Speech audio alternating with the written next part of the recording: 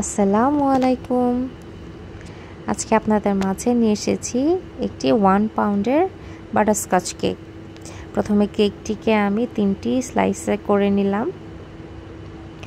তারপর এর উপরে সুগার সিরাপ দিয়ে দিচ্ছি,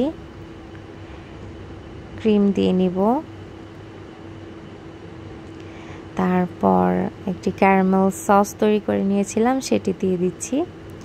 এর উপর কাজু বাদাম এবং চিনি দিয়ে একটি প্রলিন তৈরি করে নিয়েছিলাম সেটি দিয়ে দিলাম। বাটারস্কচ কেকের বিশেষত্বই কিন্তু এই ক্যারামেল সস এবং এই প্রলিনটা। তারপর এই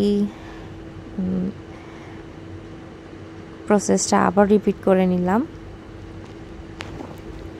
লাস্ট স্লাইস দিয়ে আবার সুগার সিরাপ ব্রাশ করে দিব। তারপর এই কেকটিকে আমি ভালোভাবে ফ্রিজে 20 মিনিট রেখে ভালোভাবে ঠান্ডা করে নিব।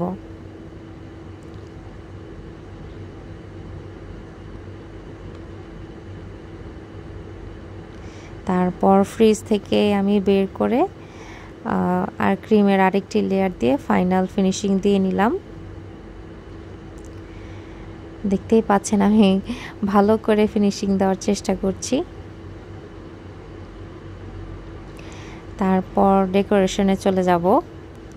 কাস্টমারের ডিমান্ড অনুযায়ী এই ডিজাইনটি করা। আমার একটি কেকেরই ছবি দিয়ে আমাকে বলেছিল ঠিক ওইভাবেই করে দিতে। তো তারপর কিছু স্টিকার্স এবং টপার দিয়ে আমি কেকটিকে ফিনিশিং করে নিব। আমার এই ভিডিওটি ভালো লেগে থাকলে আমার চ্যানেলটিকে অবশ্যই সাবস্ক্রাইব করে দিবেন এবং একটি লাইক করতেও ভুলবেন না। ধন্যবাদ।